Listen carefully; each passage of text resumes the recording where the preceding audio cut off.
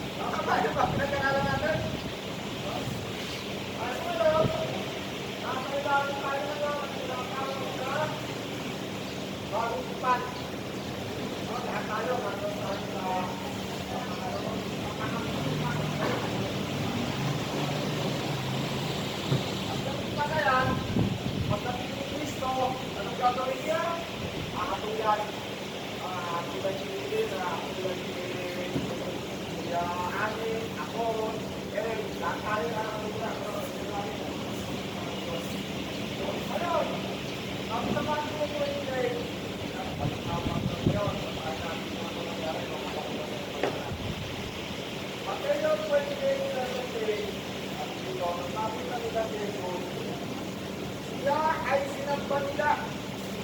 Subalit may ilang kanilang nagailangan at sumabit sa Diyos ng kanila. Ibigay sa sabi ng lahat ng kapangyarihan ng kalapit, sa iba, ayan, umayo kayo. Gawin ninyo mga tagasunod ko ang lahat ng mga tao sa lahat ng mga bansa. At pagkikuhan ninyo sila ang pangalan ng Ama Sa at ng Espiritu Santo. Kayo lang ng mga tao naniniwala, sumasampalataya kay Kristo. Yan ngayon. Nandiyan tayo ngayon sa Lumang Tipan. Yan ngayong Lumang Tipan at saka yung Bagong Tipan, yan ngayon yung focus ng pangangaral. Nitong, punta tayo muna. Tingnan natin muna ngayon, paano nangangaral si Apostol Pablo.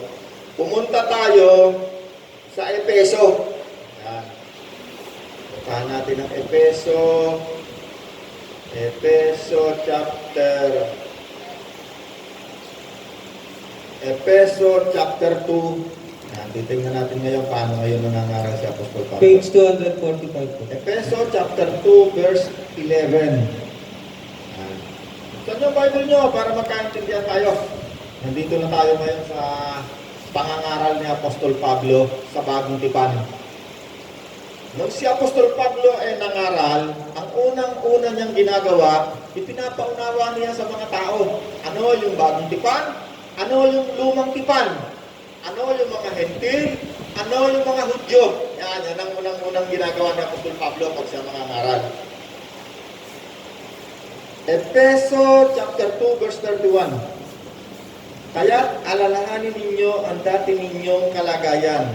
Kayo'y ipinanganak ng mga Hentil at hindi tuli ang tawag sa inyo ng mga Hudyo. Ang mga Hudyo naman ay tinatawag na mga tuli dahil sa ginagawa sa kanilang katawan. Okay. Kung ganun verse, boss. Ika, mali pala ako. 11 pala, no? Efeso 2:11. Ano ba? Okay, Efeso 2:11. Ulitin ko. Efeso 2:11, page 244. Kulay yellow. No, ito yung unang-unang sinesettle ni Apostol Pablo sa bawat libro na isinulat niya magmula dito sa Galacia, no, sa Corinto, sa Galacia, sa Efeso, hanggang sa mga dulo pa na pinangaral ni Apostol Pablo. Ito ang unang-una niyang binibigyan ng linaw. Okay, Efeso 2:11. Kaya alalahanin niyo ang dati ninyong kalagayan. Kayo'y pinanganak ng mga Hentil, hindi tuli ang tawag sa inyo, no, ng mga Hudyo. Ang mga Hudyo naman ay tinatawag ng mga tuli dahil sa ginagawa sa kanilang katawan. Okay, so muna tayo. Sabi ng Apostol Pablo, tayo, ang tawag sa atin, mga Hentil. Itong si Apostol Pablo, isa itong Hudyo. Ang mga tinatawag na Hudyo, yan yung galing doon sa lahi ni Abraham. Tinawag siya, si Abraham, si Isaac, si Jacob, hanggang sa 12 patriarch, nagpunta ng Egypt, pumunta ng Israel. No? Yung mga Hudyo, yan ang tinatawag ng mga taong pinili. Sila yung bansang pinili. At sa panahon ngayon, sila ay nakatira sa bansang Israel. Ay, para lang maintindihan natin maigi. Kasi, si Apostol Pablo, pag siya ay nagturo, nililinaw niyang mabuti ano ang para sa mga Hentil, ano ang para sa mga Hudyo. Kasi hindi yan nililinaw ngayon ng mga nagtuturo. Kaya nakakaroon sila ng yung kautusan ni Moses, law of Moses, pinagagawa nila sa mga Hentil. Okay, tayong mga Hentil, tayo yung tinatawag ng mga hindi tuli. Ang mga Hudyo kasi, meron niyang isang nakalagay sa batas ni Moses, kapag ikaw Hudyo, magsapit mo ng 8 taon, kailangan mong tuloyin. At yan ay sinusunod ng lahat ng Hudyo. Tayong mga Pilipino, tayo ay nagpatuloy lang kasi yung mga Kastila nagpunta rito. Yung religion ng Kastila, naging isang, tawag doon, tradisyon. Okay, para tayo may mas lalong maintindihan. Kaya pumunta tayo sa Galacia. Iwan natin muna yan. Galatia muna tayo. Galacia chapter 1 verse 1. Okay, yan na. Ito na yung Bagong Tipan ngayon tayo. Nandito na ngayon tayo sa Bagong Tipan. Okay, ulitin ko ulit. Itong Bible na to, ito ay nangahati sa 3 parte. Ang una, yung tinatawag na mga aklat ni Moses. Yung pangalawa, mga aklat na isinulat ng mga propeta at ng mga awit. Yan, pangalawa yan. Tinatawag yan Lumang Tipan. Para tayo may maintindihan maigi, ha? Yun naman tinatawag yung kulay yellow. Makikita niyo yung Bible nyo, nakikita nyo meron dyang yellow. Nag-umpisa yan sa Mateo, Marcos, Lucas, Juan, hanggang dito. Yan ang tinatawag na isinulat ng mga apostol. Okay, para lang mas maintindihan nyo. Kasi nung ang Panginoon ay gumawa ng nagkwento tungkol sa isang taong namatay, mayaman at saka mahirap, 2 tao. Yung isang nagpunta ng impyerno, sinabi ng Diyos sa kanya, kasi gustong bumalik ng taong namatay sa lupa, ang sabi ng Panginoon sa kanya, huwag ka nang bumalik doon sa lupa. Naandoon yung mga isinulat ng mga propeta at ng mga awit at yung aklat ni Moses. Kasi nung panahon na yun, wala pa kung Bagong Tipan. Kasalukuyan pa lang sinusulat yan kasi ang Panginoon ang nagpukwento ron. Para may mas maunawaan tayo. Nakikinig ba ang lahat? Okay. Maganda ngayon ang sound natin, ha? Punta tayo sa Galacia. Galatia chapter 1 verse 1, mula kay Pablo, na hinirang na apostol. Ayan, nakita nyo, sinulat ng mga apostol. Kaya ang tawag dito sa bagong tipan na ito ay sinulat ng mga apostol. Yung apostol niya, una yung tinatawag na 12. Itong si Pablo, actually, ito ay humabol lang doon sa 12, hindi siya kasali ron. Siya ay isang Hudyo na kumilala kay Kristo. Okay. Santiago, Galatia 1, verse 1, mula kay Pablo, hinirang na apostol, hindi ng tao o sa pamamagitan ng tao, kundi ni Jesucristo at ng Diyos Ama, na muling bumuhay kay Jesus at mula sa lahat ng mga kapatid na kasama ko, pagbati sa mga iglesia sa Galatia. Okay, may binabanggit na siya ngayong iglesia. Ang ibig sabihin ng iglesia, kalipunan ng mga taong nagkakatipon sa isang lugar na naghihintay, sumasampalataya. Kanino? Kay Kristo. Na namatay na at ngayon wala na rito, umakyat na sa langit. Wala na yung katawan. Pinaunawa tayo. Noong mga panahon na to, 2,000 years ago, ito ay mga ilang taon pa lang, siguro baka buwan pa lang na ang Panginoon umalis, namatay, muling nabuhay, pumunta na sa langit. Pero hindi ibig sabihin, wala na ang Panginoon dito, nandito pa rin siya sa Espiritu. Kasi itong si Pablo, ito ay isang basugid na tagasunod ng relihiyong Hudyo. At siya ay tinawag ni Kristo sa pamamagitan ng espesyal na pagkatawag sa kanya. Ang trabaho nitong si Apostol Pablo, pumunta kung saan lugar, dala-dala yung kapangyarihan na ibinigay sa kanya ng mataas na kapulungan para patayin, wasakin ang mga taong naniniwala kay Kristo. At habang siya papunta sa isang lugar, tinawag siya ni Kristo, Pablo, Pablo. Sabi ni Pablo, sino ka? Panginoon. At magmula noon, si Pablo ay nabulag. Nung nabulag si Pablo, may kinausap na tao ang Panginoon. Ang pangalan, Ananias. Ananias, punta mo si Pablo. Tapos mo yung kamay mo para mawala yung pagkabulag mo. Sabi nito ng Ananias, Panginoon, iyan po yung tao pumakatay, humahanap sa amin, kaya nga po kami naglayas, pumalis kami ng Jerusalem. Oo, huwag kang mag-alala, pinili ko ang taong ito. Para siyang mangaral sa mga hintil! Ito si Pablo, ito ay isang masugid na tagasunod ng reliyon niya. Tingnan natin, sige, basa ulit tayo Bible. Ando na tayo sa iglesia, tayo ngayon. Ang tawag sa mga taong nagkakatipon ng mga panahon na to, 2,000 years ago, mga taong mananampalataya nakakatipon sa silong ng bahay ni ganito, ng bahay ni ganon. Ngayon, ang tawag sa atin, mga taong nagkakatipon sa silong ng bodega ni Carolan! Kaya hindi tayo nag-uusap ng politika, no? Ang ibig sabihin ng mananampalataya, kalipunan ng mga tao na naghihintay, nananampalataya kay Kristo, na nagkakatipon sa isang lugar, naghihintay, pinag-uusapan ang isa lang bagay. Ano? Ang muling pagbabalik ng tagapagligtas ng Mesiyas. Ang tawag sa kanila, kapag ikaw ay nagkakatipon sa isang lugar, regularly, ang tawag sa inyo ay Ecclesia, alipunan ng mga mananampalataya. Church sa English. Ang ibig sabihin ng church o simbahan, hindi yung building na ganon, kung ano-anong itsura. Ang tinatawag na simbahan, ang mga tao, Iglesia, tayo. Bakit? Sapagkat sa bawat isang taong naririto na tumanggap kay Kristo. Sino sa inyo tumanggap na kay Kristo? Tayo'y nagiging isang templo. Simbahan, tahanan, ni Kristo. May naunawaan tayo. Okay, ngayon, lakad tayo konti. Sumayin niyo nawa ang magandang loob at kapayapaan mula sa Diyos Ama at sa ating Panginoong Hesukristo. Inialay ni Hesukristo ang kanyang sarili para sa ating kasalanan ayon sa kalooban ng ating Diyos Ama upang mahango tayo saan? Babasa ba kayo? Nakikita niyo binabasa ko? Anong dahilan ng iglesia? Anong ginawa ng Diyos sa iglesia? Hinango! Saan hinango? Sa kasamaan! Sa mundong ito.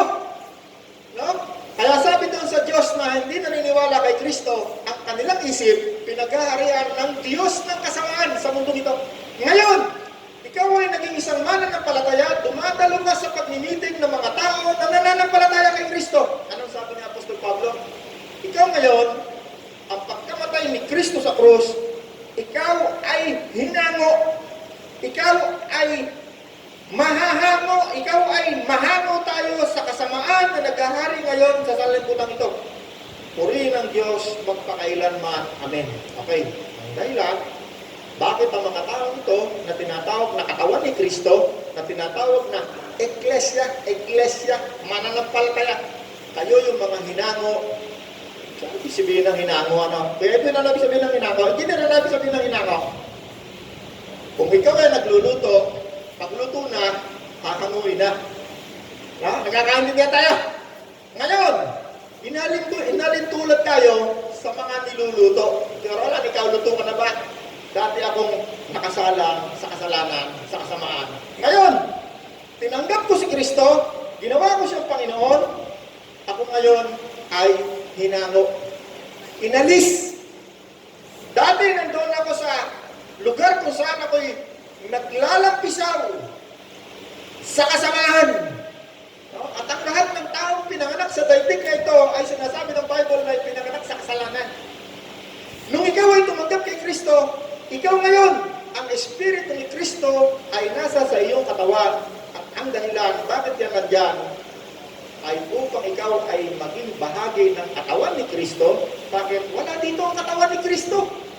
Nasa langit. Ano pang ginawa sa iyo?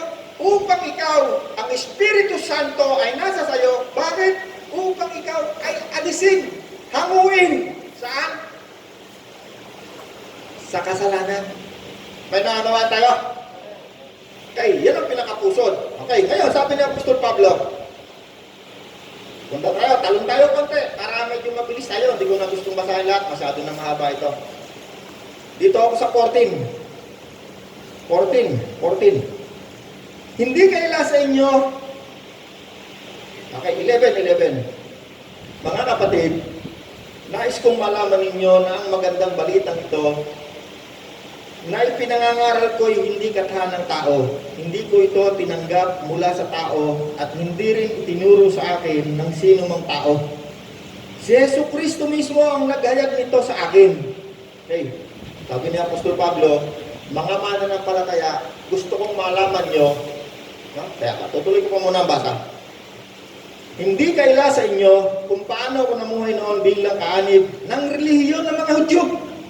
Walang awa kung inusig ang iglesia ng Diyos at sinikap na ito'y wasakin sa relihiyon ng mga Hudyo. Nahigitan ko ang maraming kasing edad ko at ako'y lubhang masugid sa kaugalian ng aming mga ninuno. Okay, sabi ng Apostol Pablo, mga mananampalataya, gusto kong malaman ninyo na ang pagkaalam ko tungkol kay Kristo at ang ibinabahagi ko sa inyo, ito hindi galing sa relihiyon ng aming mga Hudyo. O hindi ito galing sa itinuro sa akin ng kahit sinong tao. Sabi ni Apostol Pablo, ang nagturo nito sa akin, mismo si Yesu Kristo. Okay, sinabi niya rito, pag binasa niyo yung tuloy-tuloy, sinabi niya rito, paano siya tinuruan ng Panginoon, nagpunta siya sa disyerto, ilang taon siya roon, at ang Panginoon, hanggang sa ngayon, siya nagtuturo. Aniwala kayo ra? Ang Panginoon, hanggang sa mga oras na to, siya nagtuturo. Sa katunayan, siya nakatayo ngayon sa gitna natin. Sinabi niya, kapag mayroong 2 o 3 na nagkatipon, nandun ako sa kalagitnaan niyo. Aniwala kayo ron? Okay, tuloy pa natin. Sabi ni Apostol Pablo, kung tungkol din lamang sa reliyon, wala nang gagaling pa sa akin. Kasi itong si Apostol Pablo, ito yung naging isang pangunahin sa kanyang reliyon ng Hudyo. Kasali siya doon sa pinakamataas na kapulungan ng Hudyo. Kaya sabi ni Apostol Pablo, hindi reliyon tuturo ko sa inyo. Ano? Tungkol sa pananampalataya, tungkol sa awa at habag ng Diyos, tungkol sa pagkamatay ni Kristo. Yan ang ituturo ni Apostol Pablo sa mananangil sa atin. At itinuturo yan ng Panginoong Jesucristo. Okay, na ako. 16. Ayan, tinuloy ko lang.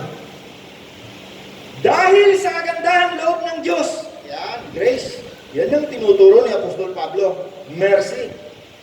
Tinawag ako upang maglingkod sa Kanya nang minabuti niyang ihayag sa akin ang Kanyang anak upang may pangaral ko sa mga hintil ang magandang balita. Nang minabuti niyang ihayag sa akin ang Kanyang anak upang may pahayag ko siya sa mga hintil.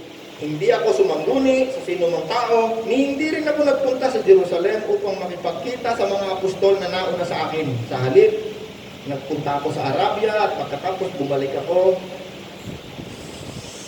sa Damasco. Pagkaraan ng 3 taon, pumunta ako sa Jerusalem upang makipagpulong kay Pedro. At sa 15 araw kaming nagkasama. Wala akong nakitang iba pang apostol maliban kay Santiago na kapatid ng Panginoon. Okay. Atalon ako konti para mas mabilis. Di nagpunta na nga siya ng Jerusalem, nakipagpulong daw siya sa mga haligi ng iglesia. Sa 14 ba ito? Sa 6. Sige, tuloy ko na nga. Galatia 2. Verse 1, makalipas ang 14 na taon, muli akong pumunta sa Jerusalem kasama si Bernabe. Sinama ko rin si Tito. Bumalik ako sapagkat inihayag sa akin ng Diyos na dapat akong pumunta roon. Pagpulong ako ng sarili na sa mga nakinikilalang pinuno ng iglesia.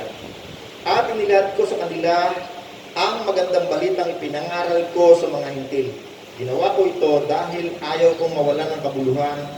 Ang aking ginawa at ginagawa pa, kahit na isang Griego ang kasama kong si Tito, hindi nila pinilit na magpatuloy ito. Kahit nang may ilang buwat na kapatid na nagtangka ng gayon, nakihalubilo sila sa amin upang manmanan ng kalayaang taglay namin kay Kristo Jesus. Nais nila kaming maging mga alipin, hindi kami nagpaalipin sa kanilang kagustuhan kahit isang saglit, upang maingatan namin para sa inyo ang tunay na kahulugan ng magandang balita. Ngunit walang itinagtag sa akin ang mga kinikilalang pinuno. Hindi mahalaga kung sino man sila sapagkat walang tinatangi ang Diyos. Sa halip, kinilala nila na ang pinagkatiwala sa akin ang pangangaral ng magandang balita sa mga hintil. Kung paanong pinagkatiwala kay Pedro ang pangangaral ng magandang balita sa mga Hudyo. Ang Diyos na nagbigay ng kapangyarihan kay Pedro, mangaral sa mga Hudyo, siya rin nagbigay ng kapangyarihan mangaral sa mga hintil. Nakita nila Santiago, Pedro at Juan, mga kinikilalang haligi ng iglesia, ang kagandang loob na binigay sa akin. Kaya kami ni Bernabe ay buong puso nilang tinanggap. Bilang mga kamanggagawa, pinagkasundo namin na kami sa mga hintil, mga ngaral, at sila naman ay sa mga Hudyo. Ang hiling lamang nila, huwag naming kakaligtaan ang mga dukha. Okay, ayan na. Pinaliliwanag na ni Apostol Pablo, ako, mangangaral ako sa mga hintil. Itong sina Pedro at iba pang mga apostol, ito'y mangangaral sa mga Hudyo. Okay, sana naintindihan nyo, kaya nagsalita ako kanina, ano yung Hudyo, ano yung hintil, ano yung lumang kautusan, ano yung bagong tipan, no? Medyo kailangan itong unawain. Kaya sabi ni Apostol Pablo, isang hiwaga ang kailangan maunawaan ng mga tao. No? Binanggit niya. Ano yun? Ang pagtalikod ng mga Hudyo. Kasi hanggang sa ngayon, sa mga oras na to, itong mga tinatawag na Hudyo na nakatira doon sa Israel, hindi pa rin hanggang ngayon naniniwala kay Kristo. Pag pumunta kayo roon, pagpunta roon, 4 times ako nakapunta roon. Pagtanungan mo yung mga Hudyo, kasi pagka-Sabat, Saturday, isa yan sa bahagi ng law ng Moses. Pag Saturday, hindi yan nagawa. Sabat. No? Yan ang isa sa binintang sa Panginoon, kaya siya na ipapatay ng mga Hudyo, na relihiyong Hudyo. By the way, nagpapatay sa Panginoon, mga Hudyo, kung mamagitan itong lumang kautusan, yung law of Moses, sabi nila kay Kristo, ay bakit gumagawa ka araw ng Sabat? At yun ang isang bintang sa kanya. Kasi ang paglabag sa kautusan, marami doon kamatayan ang parusa. Okay. Tayo rito, no? Iano nyo lang yung tenga nyo, no? Tatry natin sa tulong ng Panginoon paano natin maunawaan, masiseparate itong turo sa Hudyo at turo sa mga hintil. 15. Galatia 2:15. Kami nga'y pinanganak na Hudyo. Ito na, paulit-ulit, pinapaliwanag muna ni Pablo tungkol Hudyo, Hintil. Kami nga ay pinanganak na Hudyo, hindi makasalanan ng Hintil. Gayunman, alam namin ang tao ay pinapawalang sala sa pamamagitan ng pananampalataya kay Kristo. By faith. No? Hindi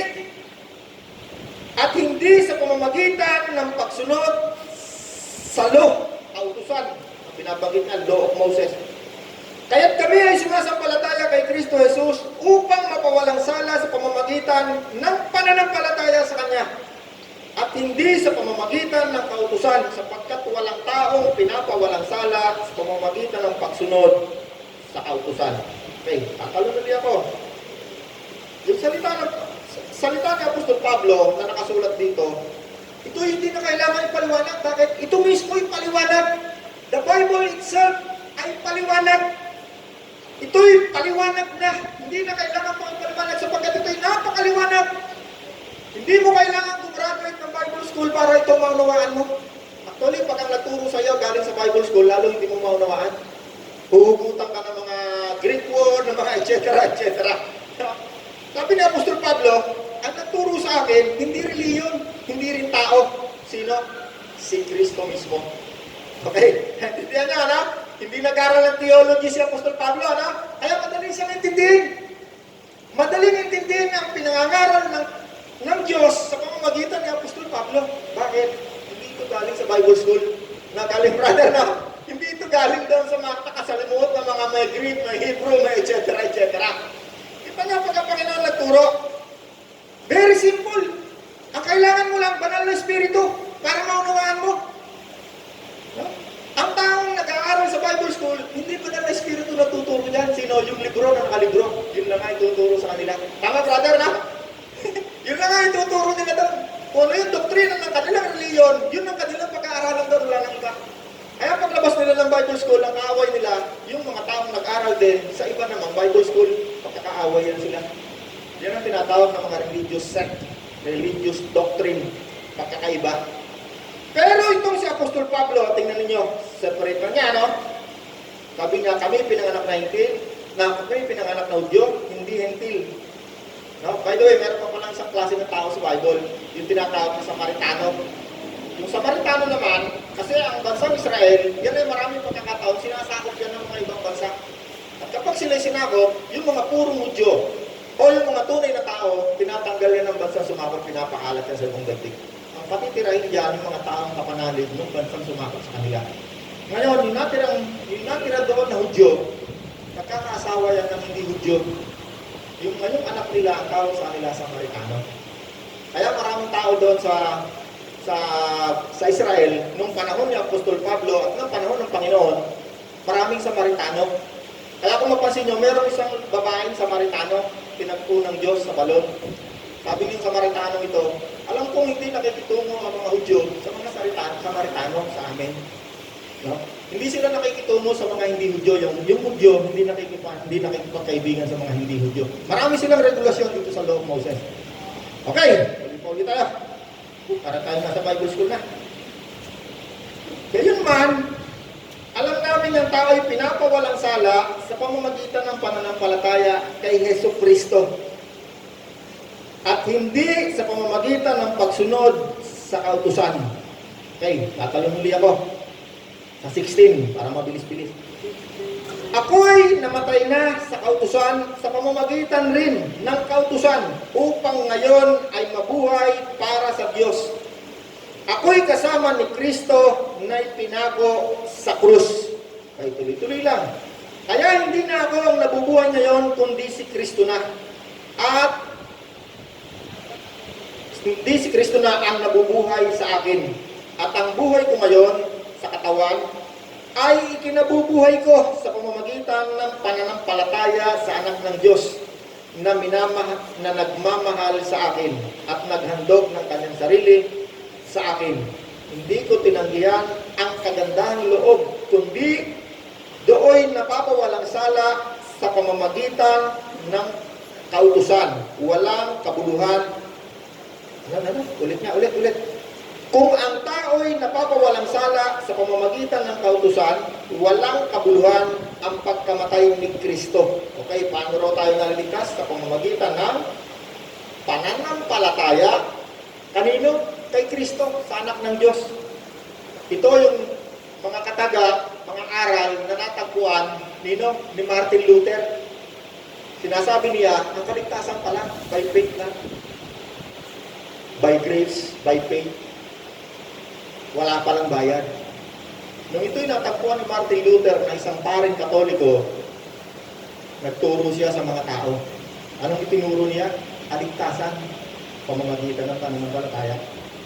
At ang ginawa sa kanya, at ang lahat ng mga taong naniwala rito, itiniwalag ng relihiyon ng Katoliko. Ngayon, maluwag na ang Katoliko, kahit gusto mong umalis, okay lang. Pero nung panahon na ito, 1500. Pag ikaw ay nagbasa ng Bible, ay nakautyugi ka, ang Bible hindi sinasalin sa kahit anong wika. Ang nagsalin lang nito, una, ito yung tinatawag na si Martin Luther, yung pare. At mula noon, 1500, marami nang sumunod sa kanya, si John Calvin at marami pang iba. Yan ang bayani ng mga born again. At ng iba-iba pang religion na napunta rito sa Pilipinas. Ay, naku, may naunawa ka ba tayo? Diyan, may naunawa ka ba? Basahin niyo yung Bible niyo para maunawaan niyo. Kasi pag hindi, sa aking palagay, baka hindi maunawaan. Pero sa tulong at kapag ng Panginoon, maunawaan niyo yan. Okay, sige, tatalon ako. Bibilisan ko na. Ang oras na ron. Okay. Tatalon ako.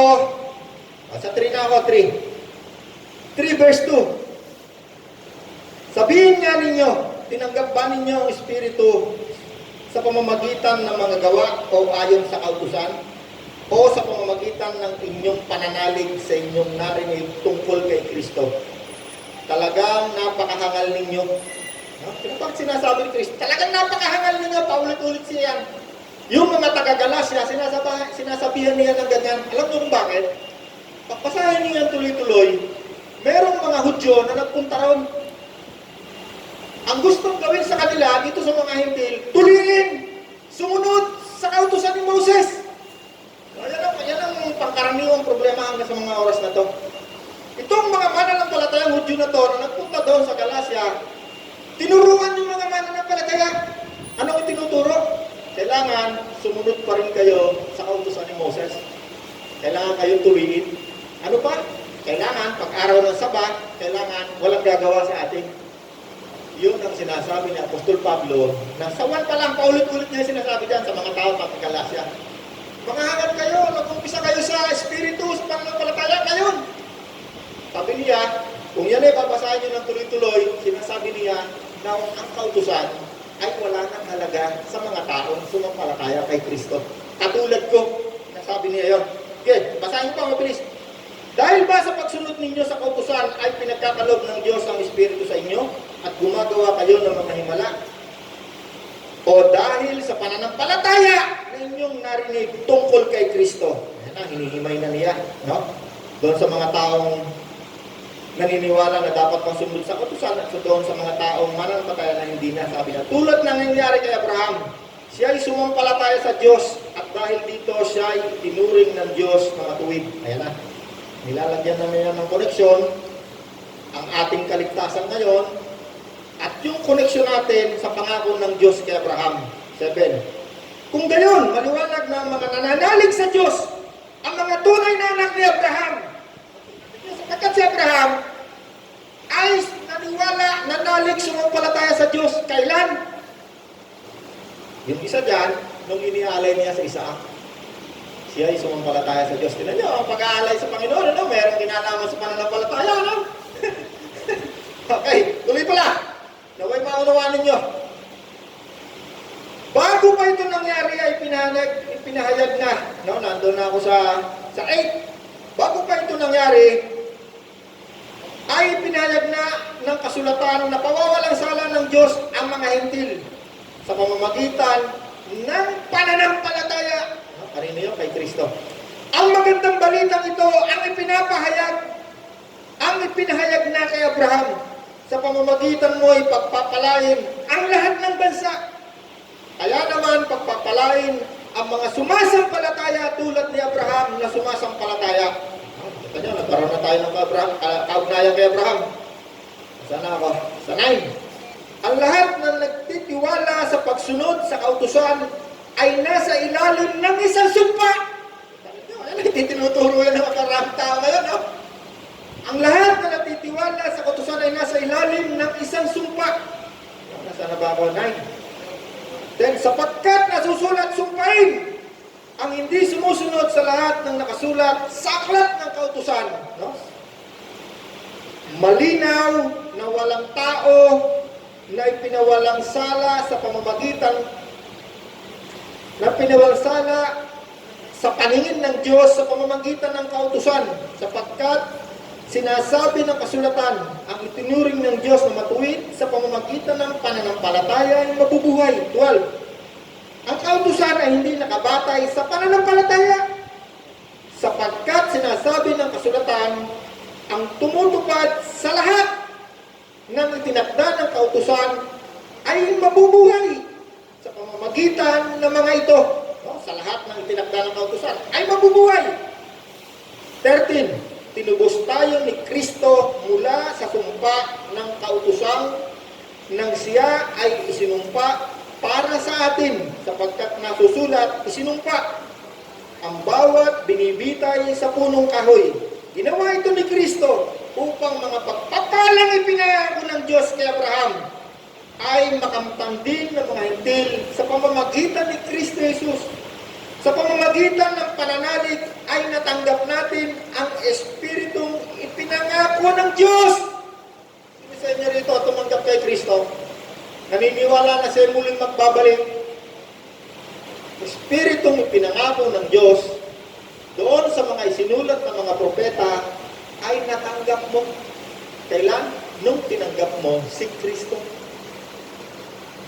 Okay, kaya ngayon na tinanggap mo si Kristo, ang lahat ng pagpapala na galing sa Diyos, available. Kanino? Sa lahat ng taong tumanggap kay Kristo katulad ko. May nanawa tayo? Sige, pasata pa, konti pa.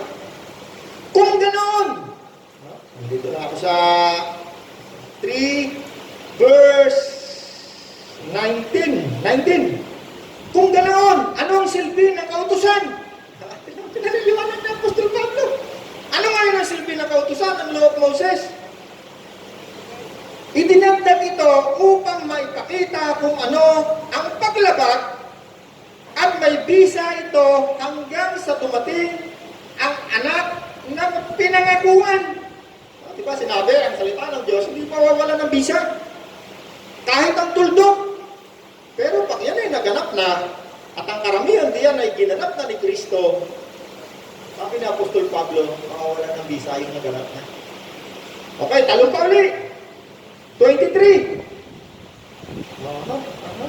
3:23. Bago dumating ang panahon ng pananampalataya, tayo ay nakakulong sa kautusan hanggang sa ang pananampalatayang ito kay Kristo ay mahayag. Kaya ang kautusan ang naging taga-disiplina natin hanggang sa dumating si Kristo upang tayo may turing na matuwid sa pamamagitan ng pananampalataya. Ngayon, dumating na ang panahon ng pananampalataya. Wala na tayo sa ilalim ng taga-disiplina. 26. Dahil sa inyong pakikipag-isa kay Kristo Jesus. Nakikita niyo ba ito binabasa ko? Huwag naman yata nagbabasa. Dahil sa inyong pakikipag-isa kay Kristo Jesus, kayong lahat ay mga, ano sabi?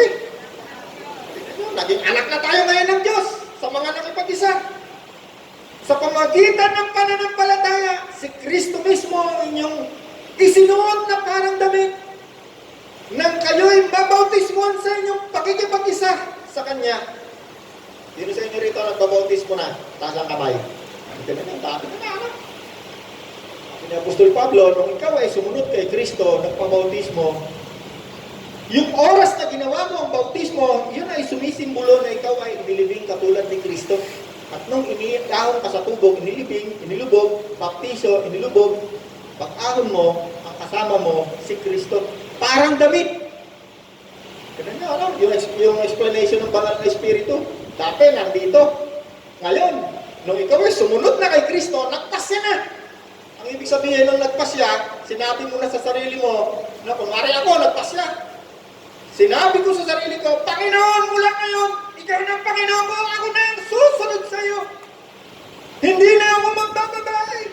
Magnanakaw, magsusugal, gagawa ng lahat ng uri ng kasamaan. Ibig sabihin, nagpasya. Pinantindihan kayo? Sapagkat ang dahilan bakit ikaw ay naging mananampalataya, naging bahagi ka ng iglesia, ay ikaw ay hinango. Nakita niyo yung pinasa kanila na Apostol Pablo, no? Nagpasya na ngayon ako. Sabi ko, Panginoon, mula ngayon, ikaw na ang Panginoon ko. Hindi na ako gagawa ng lahat ng uri ng kasamaan na ginagawa ko. Sabi ni Apostol Pablo, nung ikaw ay sumunod kay Kristo, nagpabautismo, paglutang mo sa tubig, ikaw ngayon, ito na sinasabi ni Apostol Pablo, si Kristo mismo, nandun ako sa 27, ang inyong isinuot na parang damit nang kayo'y mabautismoan sa inyong pakikipag-isa sa Kanya. Wala nang pagkakaibang Hudyo, ang Grego, ang Alipin, ang mga Malaya, ang mga lalaki, ang mga babae. Kayong lahat ay isa na dahil sa inyong pakikipag-isa kay Kristo Jesus. At kung kayo'y kay Kristo, kayo'y mga anak ni Abraham, mga tagapagmana ng mga pangako ng Diyos. Okay, tandaan natin mabuti, no? Tayo'y naging isa na. Hindi ibig sabihin, yung mga Hudyo o yung mga Israelita at ang mga Hintil, pantay na. Hindi ibig sabihin ganun. Spiritually, sa patingin ng Diyos ngayon, isa na lamang ang tingin sa atin. Dahil itong mga Hudyong ito, o itong mga Israelitang ito, hanggang dumating si Kristo, mga Hudyo, mga Israelita. Ang tawag sa kanila ay mga piniling tao. Kaya sabi ni Apostol Pablo, isang hiwaga ang gusto kong maunawaan ninyo upang hindi kayo maging mapagmataas. Yun yung lagi ko sinasabi sa inyo. Ang mga Hudyong ito, ang kanilang pagtalikod ay panandalian lamang. At kung tayong mga sangang ligaw, nalitulatan ni Apostol Pablo, ang mga Hintil, tayo ngayon ay konektado na sa Diyos. Bakit? Sapagkat itong mga Hudyong ito, tumalikod, ayaw nilang kumilala kay Kristo. Sa panahon lang, kaya sinabi ni Kristo, nung siya napunta rito, nung merong isang babaeng pumunta sa kanyang harapan, sabi niya, Panginoon, maawa po kayo sa akin.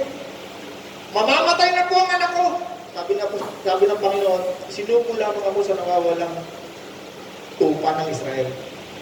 Ano sabi ng babae? Panginoon, kahit mumo na nalalaglag sa hapag ng tunay na anak. Sabi ng Panginoon, ngayon lamang ako nakakita ng napakalaking pananampalataya. Sabi ng Panginoon sa babae, hindi ka na, magaling na alam mo. Lahat ng gusto mo, nangyari na. Kaya naunawa ba na? Bakit yun sinabi ng Panginoon? Upang tayo mga Hintil na ngayon ay nakakakilala kay Kristo, hindi maging mataas ang tingin natin sa ating sarili. Bakit? Marami ngayon mga Kristiyano, sila na raw yung Hudyo.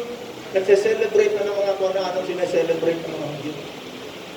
Bakit? Dahil hindi nila naunawaan ang hiwagang ito. Alam mo kung saan nag-aaral si Apostol Pablo? Hindi sa school ng theology. Saan siya nag-aaral? Sa School of Theosophy. Ang theosophy, hindi na ituturo sa eskwela. Ang ibig sabihin ng theosophy, ito'y pag-aaral kasama ang Espiritu ng Diyos at Espiritu ng tao. May naunawaan tayo! Meron pa ba? Meron pa? 5 minutes daw. Talo na ulit tayo sa 5. Galatia 5. Malaya na tayo dahil pinalaya na tayo ni Kristo. Kaya magpakatatag kayo at huwag nang paaliping muli. Akong si Pablo ang nagsasabi sa inyo, kapag nagpatuli kayo, yan yung pipilit pinagagawa ng mga Hudyo o ng mga mananampalatayang Hudyo, kapag nagpatuli kayo, sana ba ako? Akong si Pablo ang nagsasabi sa inyo, kapag nagpatuli kayo, binabaliwala ninyo si Kristo. Binabalaan ko ang lahat ng taong nagpapatuli. tungkulin nilang sumunod sa buong kautusan. Kayong nagsisikap na maging matuwid sa pamamagitan ng pagtupad sa kautusan, inihiwalay ninyo ang inyong sarili kay Kristo. Napalayo kayo sa kagandahang loob ng Diyos. Kami umaasa sa pamamagitan ng matuwid, sa pamamagitan ng pananampalataya, at ito'y sa kapangyarihan ng Espiritu Santo. At sa mga nakipag-isa na kay Kristo Jesus, hindi na mahalaga kung ang isang tao'y tuli o hindi. Ang mahalaga'y ang pananampalataya na gumagawa sa pamamagitan ng pag-ibig. Ano nga tayo? Okay. Sa 5:6, sinasabi ko sa inyo, mamuhay kayo ayon sa Espiritu at hindi ninyo pagbibigyan ng mga pagnanasa ng laman. Ito na ngayon. Buhay na sa Espiritu, hindi na sa laman. Bakit? Nasa atin ang Espiritu ni Kristo. Engineer, nasa atin ang Espiritu ni Kristo. Ito lang ngayon na sinasabi ni Apostol Pablo sa Bagong Tipan. Sinasabi ko sa inyo, mamuhay kayo ayon sa Espiritu Santo at hindi ninyo pagbibigyan ang mga pagnanasa ng laman. Sapagkat ang mga pagnanasa ng laman ay laban sa kagustuhan ng Espiritu at ang kagustuhan ng Espiritu ay laban sa mga pagnanasa ng laman. Magkalaban ang dalawang ito. Kaya't napipigilan kayo sa paggawa ng nais ninyong gawin. Kung pinapatnubayan kayo ng Espiritu Santo,